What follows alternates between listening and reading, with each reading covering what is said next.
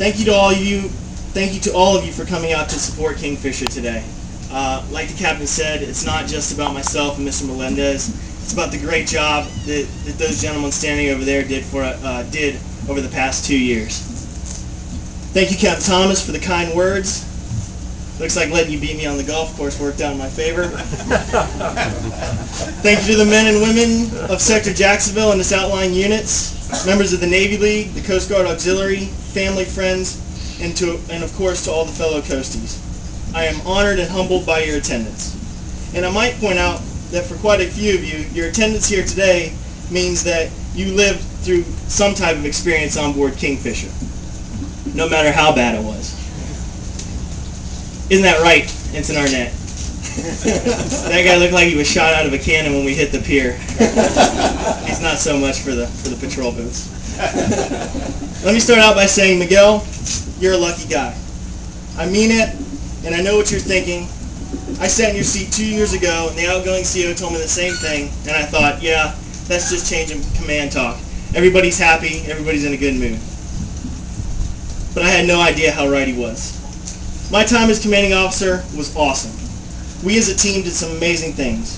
We stopped Go Fast in Key West. We pulled people out of the water. We rescued numerous migrants. We sailed from Jacksonville to Rhode Island and back. We worked with NASA, the Air Force, and the Navy. We got a picture of the cutter right in front of the Statue of Liberty. And we moored up the cutter in Manhattan, New York, which, by the way, is just a little bit tougher than you might think. We were about 6 inches away from owning what was a really nice sailboat. I will definitely never forget our last patrol together, as we did it all. We refueled at sea from 2 different cutters, saved 19 migrants, detained 2 migrant smugglers, pulled a family of 4 out of the water as their boat sank, caught enough mahi and tuna to feed the crew twice, and swam off the coast of the Bahamas. I couldn't ask for anything more. And we did it all while representing the United States Coast Guard the best that we could. We have sea stories to last a lifetime, and I am sure that at the end of the next 2 years, you will stand here with your own incredible stories. For the last couple of weeks, I was looking for a way to thank all the wonderful men and women I've worked with over the last 2 years. But the more I searched and tried to come up with an applicable theme, the harder it got. It became so difficult to find a theme that I began to pray about it. It was at that exact point that God answered my prayers. Now you may ask yourself, how exactly did God answer your prayers? Well, that's easy. He made me hungry.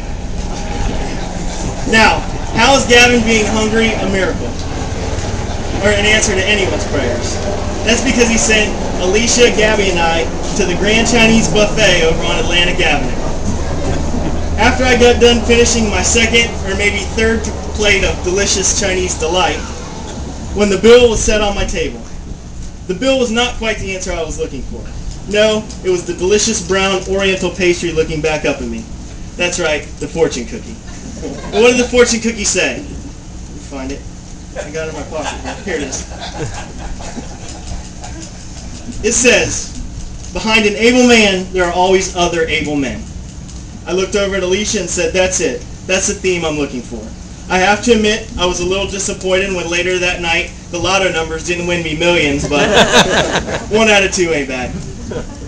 Now, I would like to take a few minutes and thank the very able men and women who allowed me to have such a great time and made the last 2 years such a success. Captain, thank you very much for your leadership.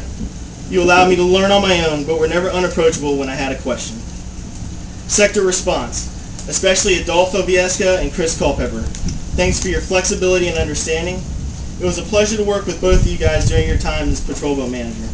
Although, I have to say, it will be pretty nice not to get any calls on Friday afternoon at about 3 o'clock that start with, hey Gav, long pause. Yeah, we're going to need you to go into B6 for a little bit, or B0 for a little bit. I don't really know how long, but I'll let you know as soon as you're off the hook. Sector Engineering, thank you very much for all your help over the past 2 years. Your assistance was greatly appreciated. Mr. Mills, thanks a ton. You really helped us out when we were in a pickle. You make things happen even if you have to run somebody over in a go-kart to get it done. Senior Chief Flood and the MKs in his shop, Thank you for allowing us to keep our office in your little part of the world. Thanks for the books you let me borrow and all the help in preparation for the change of command.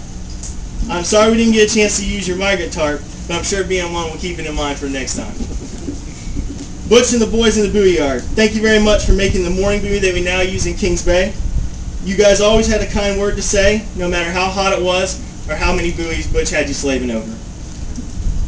I would like to apologize to the men and women in the Operations Center who I may have offended on more than one occasion with some foul language when answering the 2 a.m. search and rescue call. To Lieutenant John Wechter and the crew of the Shrike, our sister ship in Port Canaveral, thank you for being so flexible and easy to work with. You made my job much easier. To the COs of Station Mayport and Ponce Inlet, it's been a pleasure working with you and your crews on numerous SAR cases. To Mr. Locke from Station Port Canaveral, thank you for always rolling out the welcome mat whenever we were in your neck of the woods. Mr. Foley,